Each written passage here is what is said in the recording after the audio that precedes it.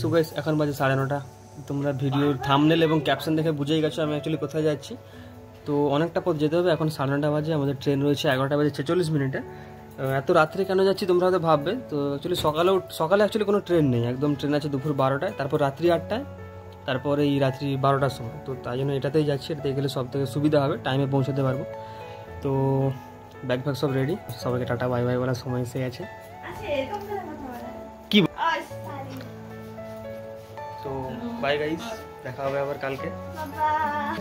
আরেকবার আমি চেক করে নেবো যাওয়ার আগে যে সমস্ত ডকুমেন্টসগুলো নিয়েছি কিনা। এদিকে ঘুরো, একটু ফোনের ফুটেজটা নিয়ে নেবে।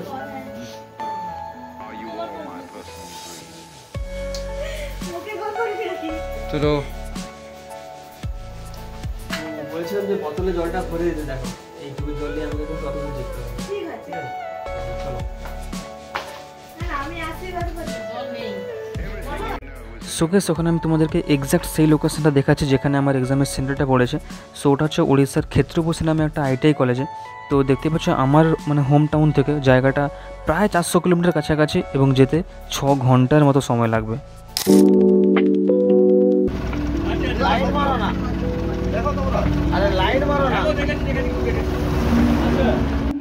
সো যেমনটা বলেছিলাম আমার ট্রেন রয়েছে 11:15টার সময়। তো স্টেশন অবধি যাওয়ার জন্য আমি যে বাসে উঠেছিলাম, বাসটা প্রায় স্টেশনের অনেকটা কাছাকাছি এসেই বাসের পিছন দিকে যারা বসেছিল তারা বলা শুরু করলো যে বাসের মধ্যে নাকি সাপ ঢুকে গেছে। ঠিক আছে, মানে সাপটা অলরেডি হয়তো আগে থেকেই ছিল এবং পরে সেটা লক্ষ্য করলো সবাই। তো আমি তো শুনে অবাক হয়ে গেলাম, ভাই বাসের মধ্যে সাপ কোথা দিয়ে আসতে পারে? আমি তো মানে প্রথমবার এমন কিছু শুনলাম। তো সেটাই আমি একটা ক্লিপ রেকর্ড করলাম।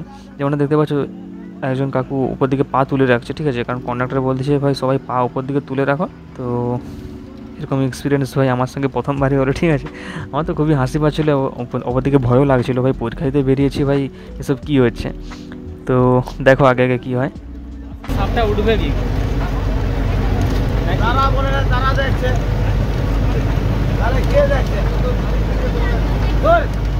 গাড়ির মধ্যে সাপ থাকবে মানে আমার মেরে শেষ করে দিবে। আপনারা হাতে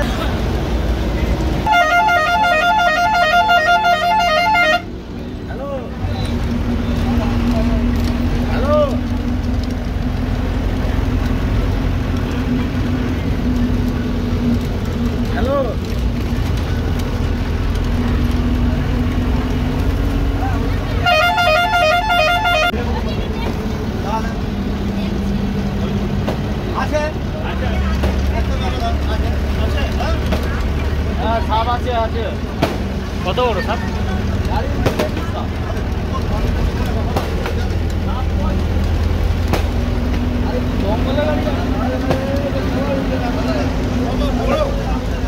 কোথায় কোথায়?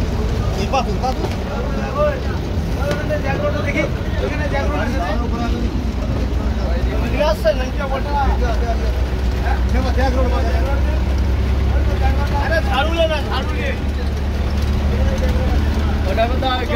সিঁড়িয়া দাঁড়িয়ে হবে, তো সিঁড়িয়া দাঁড়িয়ে হবে।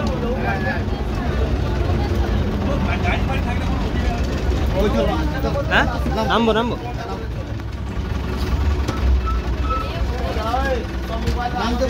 দেখো দাঁড়াও দাঁড়ো করে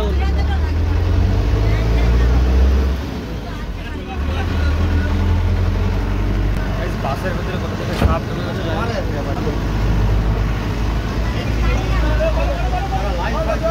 মার নাই করাইলে মারবে কি করে? আচ্ছা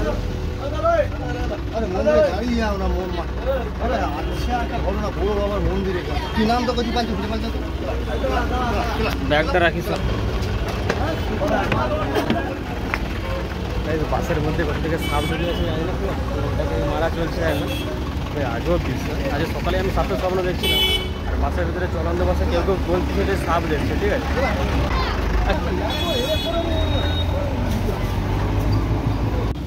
তো এখন বাজে 10:30, ঠিক আছে।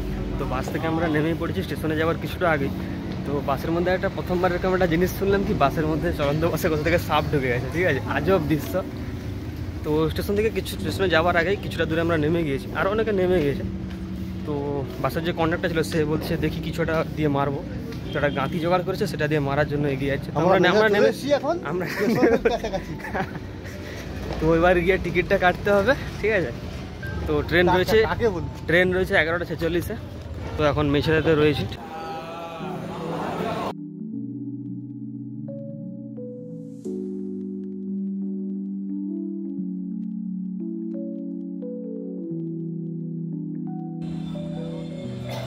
ওকে, সো যেমনটা দেখে বুঝতেই পারছো, বসে বসে অপেক্ষা করতেছি ট্রেনের জন্য। তো অ্যাকচুয়ালি বাড়ি থেকে খেয়ে আসছিলাম, বাট বসে বসে এতই খিদে পাচ্ছিল, কাছে একটা চিকেন প্যাটিস ছিল, ঠিক আছে, সেটা খেয়ে নিলাম। এবং হ্যাঁ, খুব ঘুমও পাচ্ছিলো, দেখেই বুঝতেই পারছো। তো আমি ভাবছিলাম যে ট্রেন হয়তো এত রাত্রে হয়তো ফাঁকা থাকবে, কিন্তু আমার ধারণা একদমই ভুল ছিল। ট্রেনে এতটাই ভিড় ছিল, তোমরা বিশ্বাস করতে পারবে না, পুরো 5 ঘন্টা জার্নিতে পুরোটাই দাঁড়িয়ে দাঁড়িয়ে গিয়েছি। তো প্রচণ্ড কষ্টের মধ্যে দিয়ে গিয়েছে। তো এখন নেমে গিয়েছি আমরা কটক স্টেশনে। স্টেশনটা সত্যি খুবই বড় এবং খুবই ফ্যান্সি, একদম চারিদিকে এসি লাগানো, লিফট রয়েছে, এলিভেটর রয়েছে।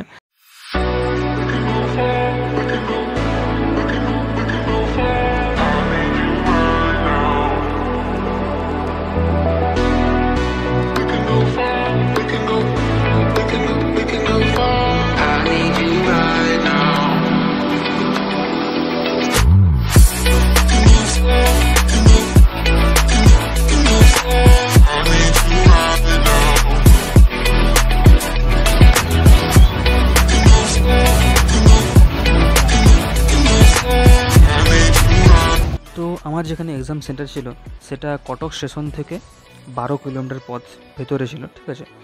তো আমি স্টেশন থেকে 12 কিলোমিটার আমাদের যেতে হতো। তো যেই অটোতে করে যাচ্ছি, ঠিক আছে, এই অটোওয়ালাকে যখন আমরা গিয়ে অ্যাপ্রোচ করলাম যে এই জায়গাতে যাব, তো অটোওয়ালা জানতো যে একদমই খুবই কম রাস্তা, বাট তাও সে আমাদের কাছ থেকে 250 টাকা চার্জ করেছে, 1 টাকাও কিছুতেই কমই করছিল না।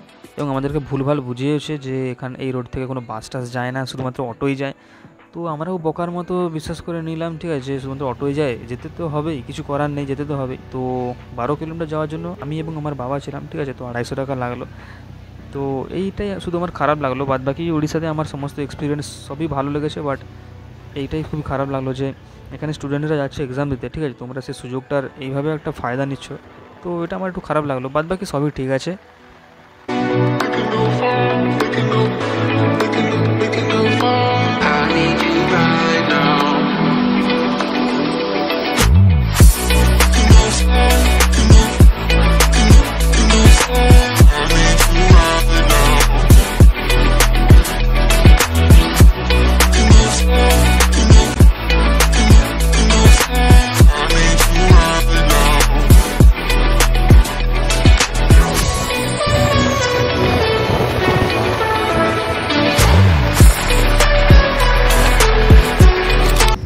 মোটামুটি উড়িষ্যাতে পরীক্ষা দিতে এসে একটা জঙ্গলের ভেতরে আর কি কল দেখতে পেয়ে গেছিলাম।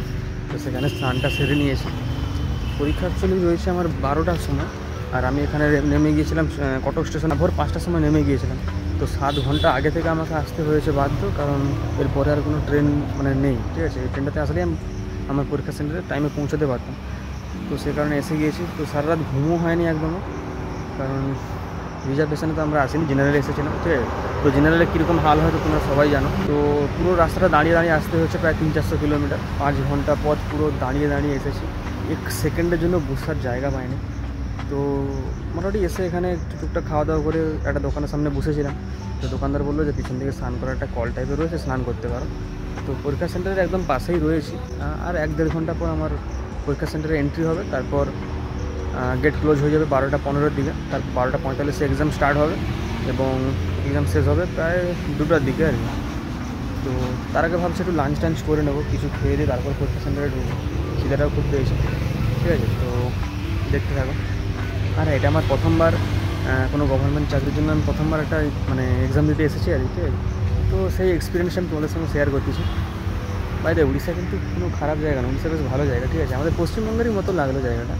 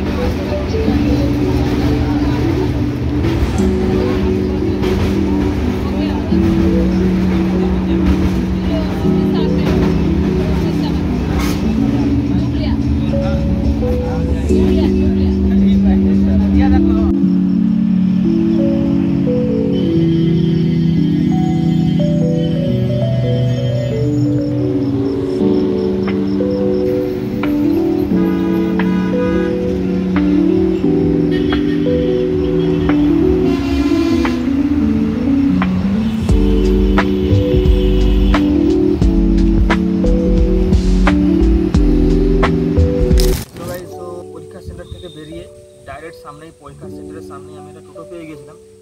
তো তারপর আমি কোনো আর ভিডিও সেরকম শ্যুট করিনি অতটা, কারণ আমার শ্যুট করার মতো সেরকম এনার্জিও ছিল না। তো তারপর অটো ধরে স্টেশনে আসলাম, স্টেশনে টিকিট কেটে সোজা বাড়ি চলে আসছি। বাড়ি আসতে রাত্রি 1টা বেজে গিয়েছিল। এটা তো তোমরা দেখলে যে আমি কীভাবে পরীক্ষা সেন্টারে গেলাম, কেমন কী এক্সপিরিয়েন্স ছিল, কীভাবে করলাম। খাওয়া হচ্ছে দেখতেই পাচ্ছ, ঠিক আছে।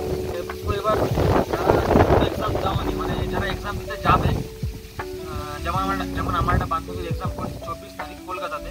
তো খুব ভালোই হয়েছে, বাড়ির কাছে এক্সাম পড়ে গেছে, আমার তো অত দূরে যেতে হয়েছে। তো সেটা বড় কথা না, বড় কথা হচ্ছে যে যারা প্রথমবার এক্সাম দিতে যাচ্ছ তাদের জন্য আমি কিছু কথা বলতে চাই। তো প্রথমে বলে দিই যে ভয় পাওয়ার কোনো দরকার নেই, ঠিক আছে। ওখানে যারা স্টাফ থাকবে তারা তোমার সঙ্গে খুবই ভালো কোঅপারেট করবে। এবার আমি বলতে কী কী জিনিসপত্র তুমি নিয়ে যেতে পারবে। তো প্রথমত হচ্ছে আমি প্রথম বলতে কী কী জিনিস নিয়ে যেতে পারবে। ওকে, অ্যাডমিট কার্ড, যেটা তুমি ইকল লেটার প্রিন্ট আউট বের করবে, সেটা নিয়ে যাবে। আর সেটাতে না আগে থেকে একটা ফটো অ্যাড করে নেবে, নিচের দিক করে দেখবে একটা জায়গা থাকবে, ফটোটা অ্যাড করেই নেবে আগে। বাট আমি যেখানে গিয়েছিলাম এক্সাম সেন্টারে, সেখানে অলরেডি একটা আঠা রেখেছিল, মানে একটা টেবিলে আঠা রেখে দিয়েছিল, সেখানে গিয়ে অ্যাড করা যায়। বাট আমি আগে থেকে অ্যাড করে নিয়েছিলাম। এটা আমাকে অনেকে জিজ্ঞেসও করেছিল, মানে ইউটিউবে কমেন্টও করেছিল, ওটা মনে হয়। সো কী নিয়ে যেতে পারবে তার মধ্যে 1 নম্বর হচ্ছে তুমি অ্যাডমিট কার্ডটা নিয়ে যাবে, আর 2 হচ্ছে আধার কার্ডটা রাখবে সঙ্গে। ওটাই মেনলি দেখেছে আমারও, আর কিন্তু সেরকম কোনো ডকুমেন্টস চায়নি। তো আর সঙ্গে তুমি প্যান কার্ড বা অন্যান্য কিছুটা রাখতে পারো, বাট সেটা দরকার হয়নি, আমারও ক্ষেত্রে সেটা দরকার হয়নি। এবং আমি দেখিও নি যে কাউকে চাইছে, কাউকে দেখিও নি। এবার আমি বললি যে কী কী নিয়ে যেতে পারবে। প্রথমত আমার হাতে একটা ডুরি ছিল, ঠিক আছে। ডুরিটা আমি যখন লাইন দিয়ে ঢুকছি, সেখানে মানে পুলিশরাই বলতেছে যে এ ডুরি উতার দো, এ ধাগা খোল দো। नहीं सारुण के यहाँ कुछ तो गड़बड़ है, जरूर कोई ना कोई गड़बड़। আমি বলছিলাম যে ম্যাম স্যার আপনার কাছে কিছু যদি থাকে তো কেটে দিন, আমি কাটতে পারছি না, খুলতে পারছি। তো 1 নম্বর দেখে নিলে যে হাতে কোনো দড়ি বা ধাগা কিছু রাখা যাবে না, হাতে কোনো ঘড়িও রাখা যাবে না, এবং সঙ্গে কোনো কলম, পেন্সিল বা ঘড়ি, টুপি, ঠিক আছে, সব কিছুই রাখা যাবে না। এবং হ্যাঁ, কোমরের যদি বেল্ট থাকে, ছেলেদের ক্ষেত্রে যদি বেল্ট থাকে বেল্ট খুলে দেবে। আর হ্যাঁ, জলের বোতল নিয়ে যাওয়ার দরকার নেই, তোমাকে সেন্টার থেকেই জলের বোতল দেওয়া হবে, কলমও দেবে তারা, ঠিক আছে। সো নিয়ে যাওয়ার কোনো দরকার নেই, এটা তো হয়েই গেল। আর হ্যাঁ, যদি বুট করে যাও, ওখানে কিন্তু বুট খুলে সার্চ করবে, ঠিক আছে। আর মেয়েদের ক্ষেত্রে যেটা, মেয়েরা যদি কানের দুল, ঠিক আছে, নাকে তোমরা যেগুলো পরো, হাতে চুড়ি ফুড়ি সবই খুলে রেখে যাবে, কারণ ওগুলো কোনো কিছুই এন্ট্রি অ্যালাউ নেই। তোমরা হয়তো ভাববে যে এসবে কি নোট লুকিয়ে নিয়ে যাবো নাকি, ভাই জানি না কী হবে, ঠিক আছে, বাট এগুলো কোনো কিছু অ্যালাউ নেই। যেটা আমি দেখলাম, আমার সাইডে মেয়েদেরই লাইন ছিল, তারা সেখানে পুলিশরা বলে দিচ্ছে যে চলো এ নাক কা উতারো, ঠিক আছে, জুয়েলারি সব খোল দো, গয়না সব খোল দো। তো একটা মেয়ে বলছিল যে ওর নাকে নাকি কেমন একটা সিস্টেম, মানে সে খুলতে পারবে না, বাট তাকে জোর করে খুলিয়ে দিচ্ছে, ঠিক আছে। তো এই সমস্ত কিছু তোমরা নিয়ে যেতে পারবে না। আর যদি বলি যে পরীক্ষার কোয়েশ্চেন কেমন আসছে, কোয়েশ্চেন খুব একটা খারাপ আসেনি, ভালো আসছে। জেনারেল নলেজ যেগুলো রয়েছে, জিকে, ওখান থেকে একটু টাফ টাফ কোয়েশ্চেন এসেছে, কারেন্ট অ্যাফেয়ার্স বেশি এসেছে, ঠিক আছে, 3-4 মাস আগে যেইগুলো ঘটেছে সেইগুলোই বেশি দিয়েছে এক্সামে। আর যারা ওই যে চক্রবৃদ্ধির যে অঙ্কগুলো যেগুলো রয়েছে ওইগুলো বেশি পরিমাণে এসেছে। আর রিজনিং তো পেরে যাবে আশা করি। আমি 100টার মধ্যে 72টা প্রশ্নই করেছি, ঠিক আছে, আশা করছি যে অনেকগুলো ঠিক হবে, দেখা যাক কী হয়। সো এটাই ছিল আমার প্রথমবার এক্সামের স্টোরি, কী করলাম, কেমন কী হলো, ঠিক আছে। সো আর যদি তোমরা একা পরীক্ষা দিতে যাও, তোমরা তো ভাববে যে ব্যাগ কোথায় রাখবো, মানে একটা টেনশন থাকে, তো বিভিন্ন রকমের কথাবার্তা মাথায় আসবে। তো সেক্ষেত্রে বলতে যে ব্যাগ রাখার একদম চিন্তা করতে হবে না, তোমরা ঢুকেই দেখবে ডান দিকে বা মানে যেখানেও একটা ব্যাগেজ এরিয়া বলে লেখা থাকবে, ব্যাগেজ এরিয়া, ওকে। সো ওখানে ব্যাগ রাখবে এবং ওখানে তোমার মানে যে সমস্ত বেল্ট ফেল্ট বললাম, ঘড়ি টড়ি মানে খুলে রেখে দেবে। তো গুড়ি বৃষ্টি পড়ে দিকে, ঠিক আছে। একবার ওয়েদারটা চেক করো,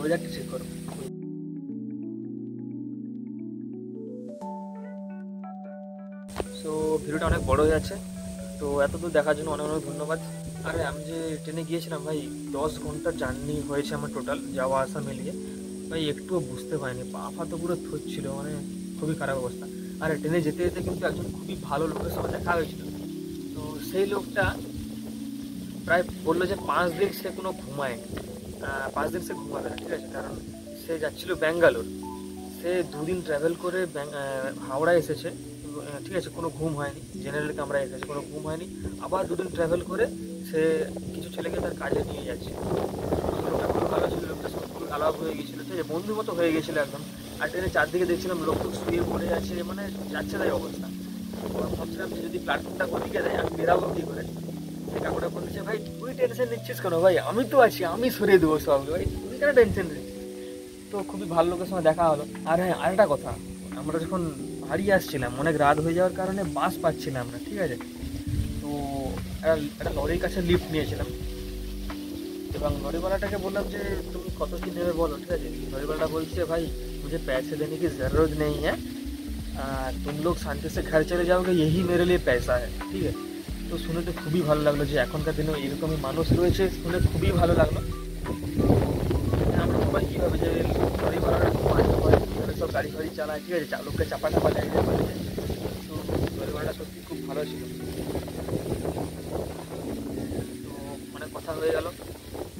আরে ওই দিনই আমাদের বাড়ির একটা ছেলের বিয়ে ছিল, বাট বৌভাত ছিল, কিন্তু আমি এনজয় করতে পারলাম না, এরা সবাই এনজয় করে, ঠিক আছে। তো এটা থেকে বোঝা যায় যে কারোর জন্য কিন্তু কোনো জিনিস আটকে থাকবে না, ঠিক আছে। তো সবাইকে নিজের কথা নিজেকে দেখতে হবে। কিন্তু হ্যাঁ, আমার মা খাবার দাবার সব নিয়ে রেখেছিল, আমি খেয়েছি সবই, ঠিক আছে। Best of luck for them, okay, bye bye babe. তো এতদূর ব্লগটা দেখার জন্য অনেক অনেক ধন্যবাদ। অনেকদিন পর ব্লগ শ্যুট করতেছি এইভাবে। তো এরকম ব্লগ আরও আসবে। আমার অনেকগুলো দীঘার ব্লগ মানে এডিট হয়ে পড়ে আছে, পাবলিশ করা হয়নি এখনও। আরেকটা দীঘার ব্লগ এবার আমি গিয়ে এডিট করতে বসবো হয়তো।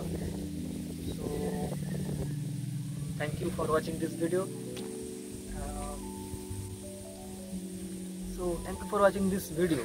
দেখা হচ্ছে তোমাদের সঙ্গে পরের কোনো ব্লগে, এবং সমস্ত আপডেট পেতে আমাকে ইনস্টাগ্রামে ফলো করতে পারো, ডেসক্রিপশানে লিঙ্ক থাকবে। তো বাই গাইস, দেখা হচ্ছে পরের ব্লগে, বাই।